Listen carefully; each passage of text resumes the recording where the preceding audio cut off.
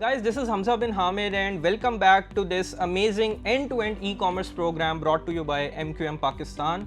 Guys, Amazon के इस particular video में हम बात करने जा रहे हैं Amazon के सेफेस्ट बिजनेस मॉडल पे, जिसको Amazon FBA होलसेल कहा जाता है। प्रीवियसली आपने प्राइवेट लेबल में देखा कि एक एक्सटेंसिव प्रोडक्ट रिसर्च के बाद जब आप किसी प्रोडक्ट को फाइनलाइज करते हैं तो चाइना में किसी भी सप्लायर के थ्रू जब आप उस प्रोडक्ट को मैन्युफैक्चर करवाते हैं तो मैन्युफैक्चरिंग के दौरान आप उस प्रोडक्ट पे अपनी ब्रांडिंग करवाते हैं। बाय ब्रांडिंग वी मीन कि या तो आप उस प्रोडक्ट पे अपना ब्रांड लोगो या ब्रांड का नाम मेंशन करते हैं, और सिमिलरली आप किसी भी अमेजोन की मार्केट प्लेस पे सेल कर रहे हैं तो आप उसी ब्रांड नेम के अंडर उस प्रोडक्ट को लॉन्च करते हैं। In comparison to private label, wholesale model एक रीसेलिंग मॉडल है। रीसेलिंग मॉडल से मुराद ये है कि आपका अपना ज़ाती ब्रांड या आपका अपना ज़ाती प्रोडक्ट नहीं होगा, बल्कि वो ब्रांड्स जो अमेज़ॉन के ऊपर ऑलरेडी वेल एस्टैब्लिश्ड हैं और उनके प्रोडक्ट्स रैंक्ड हैं और वेल सेलिंग प्रोडक्ट्स हैं, तो आप उन ब्रांड्स को शॉर्टलिस्ट करते हैं, आप उन प्रोडक्ट्स को शॉर्टलिस्ट करते हैं और आप उन ब्रांड्स को कांटेक्ट करके अपनी सेल्स पिच देते हैं, उन ब्रांड्स के साथ नेगोशिएट करते हैं और समहाउ उन ब्रांड्स को कन्विंस करते हैं कि वो आपको भी अप्रूव कर दें कि अमेज़ॉन पर जहां पर दीगर सेलर्स उन प्रोडक्ट्स की लिस्टिंग के ऊपर सेल कर रहे हैं उनके प्रोडक्ट्स, वहीं पर वो ब्रांड आपको भी अलाउ करे कि आप भी उन्हीं ब्रांड्स की उन लिस्टिंग्स पर कि जो कि हॉट सेलिंग प्रोडक्ट्स हैं, रैंक्ड हैं, एस्टेब्लिश्ड हैं, आप भी उन्हीं लिस्टिंग्स के साथ अटैच होकर उन प्रोडक्ट्स को रीसेल कर सकें। तो क्विकली अब हम देखेंगे कि एक प्राइवेट लेबल लिस्टिंग और एक होलसेल लिस्टिंग के अंदर फ़र्क क्या है। तो let's have a quick review. आपके सामने स्क्रीन के ऊपर इस वक्त ये दो लिस्टिंग्स हैं जो मैं आपको दिखाने जा रहा हूँ। तो अगर आप इस लिस्टिंग को देखें, by the way product listing या प्रोडक्ट डिस्प्ले पेज से मुराद क्या होता है? एक ऐसा पेज कि जिसके ऊपर आपको उस प्रोडक्ट की इमेजेस, उस प्रोडक्ट का टाइटल, उस प्रोडक्ट की डिस्क्रिप्शन और उसकी ऑफरिंग नज़र आ रही होती है, उसको बेसिकली प्रोडक्ट लिस्टिंग या प्रोडक्ट डिस्प्ले पेज कहा जाता है। तो अगर आप स्क्रीन के ऊपर देखें तो ACCO एको ब्रांड इस प्रोडक्ट को, के जो कि पेपर क्लिप्स हैं, इसको सेल कर रहा है और आप देख सकते हैं कि इस ब्रांड के ऊपर उसी प्रोडक्ट का लोगो और नाम मेंशन्ड है। तो ये बेसिकली ब्रांडिंग होती है। तो अगर आप इस लिस्टिंग के ऊपर देखें तो इस विंडो में, इस बॉक्स में जहां पर आपको ऐड टू कार्ट और बाय नाउ का बटन नज़र आता है, इस पूरे बॉक्स को बाय बॉक्स कहा जाता है। बाय बॉक्स के फौरी नीचे एक ऑफर आपको बाय बॉक्स में नज़र आएगी कि जी प्रोडक्ट ये जो KC प्रोडक्ट्स के नाम का सेलर है $3.51 में सेल कर रहा है। इसके बिल्कुल नीचे आपको दूसरे सेलर्स या दूसरी ऑफर्स भी नज़र आएंगी। अगर हम इनको ओपन करके देखें तो आप देख सकते हैं कि यहाँ पर मल्टीपल सेलर्स आपको नज़र आएंगे। KC प्रोडक्ट्स के जो कि बाय बॉक्स में भी $3.51 की ऑफरिंग के साथ इस प्रोडक्ट को सेल कर रहा है। अमेज़ॉन आपको दीगर ऑप्शंस भी देता है कि अगर आप इनसे नहीं लेना चाहते तो इसके अलावा और भी सेलर्स हैं जो इन प्रोडक्ट को सेल कर रहे हैं। तो अगर आप देखें तो आपको नज़र आएगा कि जूनिपर्स नाम से एक सेलर $5.6 के इस प्रोडक्ट को सेल कर रहे हैं। फिर इसी तरीके से E4H स्टोर इस प्रोडक्ट को $6.99 के प्राइसिंग के साथ सेल कर रहे हैं। और इसी तरीके से आप देखें तो आपको मज़ीद सेलर्स नज़र आएंगे कि जो इस प्रोडक्ट को सेल कर रहे हैं। तो जनाबे वाला, कोई भी ऐसा प्रोडक्ट या कोई भी ऐसी लिस्टिंग कि जिसके ऊपर मल्टीपल सेलर्स, एक से ज़्यादा सेलर्स उस लिस्टिंग के ऊपर सेल कर रहे हों, तो उस लिस्टिंग को होलसेल की लिस्टिंग कहा जाता है। और ये लिस्टिंग आपके लिए क्लियर इंडिकेशन होती है कि अगर ACCO एको ब्रांड ने इन तमाम सेलर्स को अलाउ किया है, अप्रूव किया है कि वो उनके प्रोडक्ट को अमेज़ॉन के ऊपर रीसेल कर सकते हैं, तो यहाँ पर आपके लिए एक पोटेंशियल अपॉर्चुनिटी है कि आप भी इस ब्रांड को कांटेक्ट करके रिक्वेस्ट कर सकते हैं, नेगोशिएट कर सकते हैं कि वो आपको भी अलाउ करें इस प्रोडक्ट को सेल करने के लिए। इसके कंपैरिजन में अगर हम प्राइवेट लेबल की लिस्टिंग देखें तो आपको पेपर क्लिप प्रोडक्ट की ही एक लिस्टिंग स्क्रीन के ऊपर नज़र आ रही है। अगर आप इस लिस्टिंग के ऊपर देखें तो ये लग्जरी कोट स्टोर एक सेलर है कि जिसकी आप ब्रांडिंग देख सकते हैं, इनका प्रोडक्ट है। और अगर आप इस लिस्टिंग पे बाय बॉक्स को देखें तो बाय बॉक्स में भी आपको लग्जरी कोट ही सेल करता नज़र आ रहा है। और बाय बॉक्स के नीचे अगर आप मज़ीद और ऑफरिंग्स देखने के लिए जाएंगे तो आप देखेंगे कि यहाँ पर आपको स्क्रीन पे इसके अलावा मज़ीद कोई ऑफरिंग्स नहीं नज़र आ रही। तो इसका मतलब है कि जब इस लिस्टिंग पे सिर्फ एक ही सेलर सेल कर रहा है तो ये एक प्राइवेट लेबल लिस्टिंग है। तो हमें जब ये क्लियरली कंपैरिजन समझ में आ गया कि एक प्राइवेट लेबल लिस्टिंग एक ऐसी लिस्टिंग है कि जिसके ऊपर एक ही सेलर बैठ के सेल कर रहा होगा, वो सेलर खुद ब्रांड भी हो सकता है या वो सेलर अलाउ कर सकता है अमेज़ॉन को कि अमेज़ॉन सोली इस प्रोडक्ट को सेल कर ले, या वो सेलर किसी भी और थर्ड पार्टी सेलर को अलाउ कर सकता है, मेरे और आपके जैसे सेलर को अलाउ कर सकता है कि वो अकेला सोलली उस प्रोडक्ट पे सेल कर ले। तो जब भी किसी लिस्टिंग पे एक या दो सेलर सिर्फ मौजूद हैं तो वो एक प्राइवेट लेबल लिस्टिंग है। जबकि कोई भी ऐसी लिस्टिंग जिसपे मल्टीपल सेलर्स हैं, 3-4 से ज़्यादा सेलर्स आपको मौजूद नज़र आ रहे हैं, तो वो ब्रांड या वो प्रोडक्ट एक ऐसा प्रोडक्ट है कि जो होलसेल को इनकरेज करते हैं और आप इन ब्रांड्स को कॉन्टेक्ट करके रिक्वेस्ट कर सकते हैं कि वो आपको भी अलाउ करें टू रीसेल देयर प्रोडक्ट्स।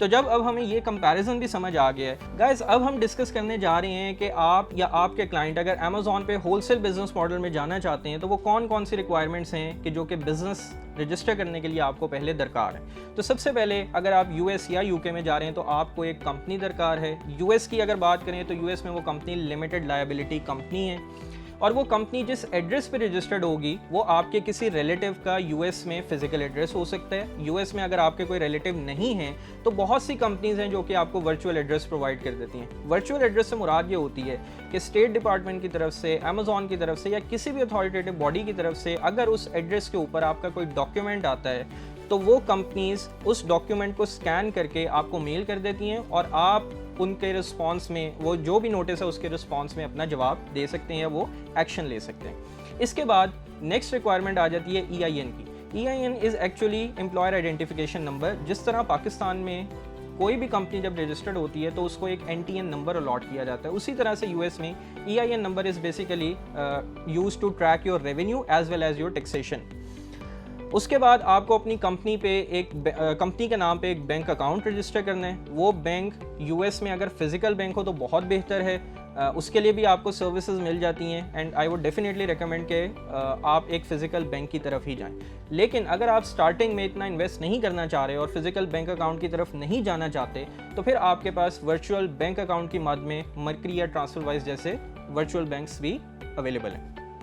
इसके बाद आपको एक प्रोफेशनल ई-कॉमर्स वेबसाइट डिज़ाइन करनी है। ये वेबसाइट बेसिकली एक डमी वेबसाइट है कि जो कि आपके जो ब्रांड्स हैं जब आप उन्हें रिक्वेस्ट कर रहे होते हैं फॉर अप्रूवल तो उनको ये श्योरिटी देती है कि आप अपना प्रोडक्ट सिर्फ अमेज़ॉन की मार्केट प्लेसेस पे सेल नहीं करेंगे। और ब्रांड्स का भी बेसिकली इंटरेस्ट यही होता है कि आपके मल्टीपल सेल्स चैनल हों, आप सिर्फ उनका प्रोडक्ट अमेज़ॉन या किसी भी मार्केट प्लेस पे सेल ना कर रहे हों बल्कि आप उनका प्रोडक्ट, उनकी प्रायोरिटी यही होती है कि अपनी वेबसाइट के ऊपर सेल करें या अगर आपका कोई ब्रिक एंड मॉर्टर या physical store, retail store US के अंदर मौजूद है तो आप उसके ऊपर सेल करें। इसके बाद आपको एक यूएस का फ़ोन नंबर चाहिए कि जो कि स्काइप के ऊपर इजीली सब्सक्रिप्शन मंथली चार्जेस पे करने के बाद आपको अलॉट कर दिया जाता है। और last but not the least your Amazon seller central account. अभी हमने प्रीवियसली जितनी भी प्रोडक्ट लिस्टिंग्स देखी या इंटरफेस अमेज़ॉन का देखा वो कस्टमर इंटरफेस था। अब एक सेलर डैशबोर्ड आपको रिक्वायर्ड होगा कि जिसके अंदर आप अपनी सारी इन्वेंट्री को मैनेज कर रहे होंगे, सारे ऑपरेशंस देख रहे होंगे और उसके अकॉर्डिंगली आप अपने पूरे बिजनेस को ऑपरेट कर रहे होंगे। तो वो जो सेलर डैशबोर्ड है उसे बेसिकली अमेज़ॉन सेलर सेंट्रल कहा जाता है। गाइस, अब हम डिस्कस करने जा रहे हैं कि होलसेल मॉडल के अंदर ब्रांड रिसर्च और प्रोडक्ट रिसर्च किस तरह की जाती है। तो स्क्रीन के ऊपर अगर आप देखें तो आपको कीपा का इंटरफेस नजर आ रहा होगा। कीपा is widely and extensively used tool in wholesale model और होलसेल मॉडल की जितनी भी मेजर रिसर्च और एवेल्युएशन है इस टूल के थ्रू हो जाती है। तो कीपा को आप किस तरह से इस्तेमाल करेंगे इसका हम एक रनडाउन देख लेते हैं। तो कीपा पे आके सबसे पहले आपको अपने आप को रजिस्टर और लॉगिन करना है। बाय द वे ये एक पेड टूल है और अगर आप इसकी सब्सक्रिप्शन परचेज करते हैं तो वो सब्सक्रिप्शन थोड़ी सी कॉस्टली है, लिहाजा आपको मार्केट के अंदर बहुत से टूल प्रोवाइडर्स मिल जाएंगे। अगर आप फेसबुक पे जाके डिफरेंट ई-कॉमर्स ग्रुप्स में देखें तो आपको काफ़ी टूल प्रोवाइडर्स मिल जाते हैं जो कि आपको बड़ी इकोनॉमिकल कॉस्ट में, फॉर एग्जांपल कीपा की अगर मंथली सब्सक्रिप्शन की बात करें तो it is around 1500 rupees per month. तो जब आप कीपा की सब्सक्रिप्शन परचेज कर लेते हैं और आप लॉगिन कर लेते हैं तो लॉगिन करने के बाद आपको सबसे पहला काम ये करना है कि आपको अपनी मार्केट प्लेस, अपनी एक्सटेंशन सेलेक्ट करनी है। अगर आप यूएस के अंदर काम कर रहे हैं और होलसेल मॉडल के अंदर जो सबसे फेवरेबल मार्केट है वो यूएस की ही है, दैट इज़ द रीज़न कि मैं सारी जो अपनी कन्वर्सेशन है वो यूएस मार्केट प्लेस के अराउंड ही रख रहा हूँ। तो यूएस मार्केट प्लेस के लिए जो एक्सटेंशन यूज़ होती है वो .com है। इसी तरह आप देखें कि अगर आप एक्सटेंशन चेंज करते चले जाएँ, कनाडा के लिए CA है, मैक्सिको के लिए MX है, ब्राज़ील एंड सो ऑन। तो ये मार्केट प्लेसेस एक्सटेंशन के अकॉर्डिंगली चेंज हो जाती हैं। तो चूंकि मेरी यूएस मार्केट प्लेस है तो मैं .com सेलेक्ट करूँगा।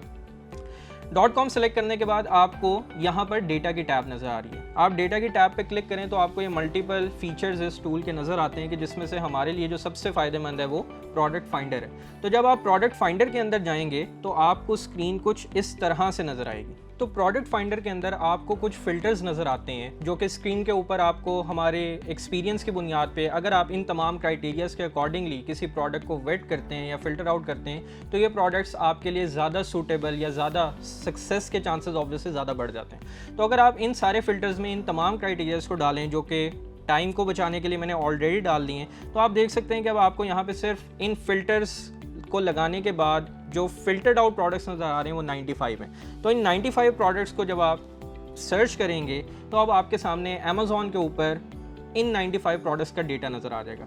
आप one by one in listings को ओपन कर सकते हैं, तो आप देख सकते हैं कि आपको अमेज़ॉन के इंटरफेस के ऊपर उन प्रोडक्ट लिस्टिंग्स का ओवरव्यू नज़र आ जाएगा। तो अगर आप अब इन लिस्टिंग्स को देखें तो इन लिस्टिंग्स के ऊपर किस तरह से प्रोडक्ट रिसर्च की जाती है, अब हम फर्दरली उसका रन डाउन देखने लगे।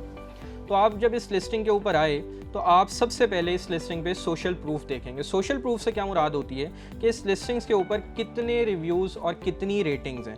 तो आप देख सकते हैं कि इस लिस्टिंग के ऊपर 2350 रिव्यूज़ हैं, जबकि जो इसकी रेटिंग्स हैं जो कि आउट ऑफ 5 होती हैं वो 4.7 है।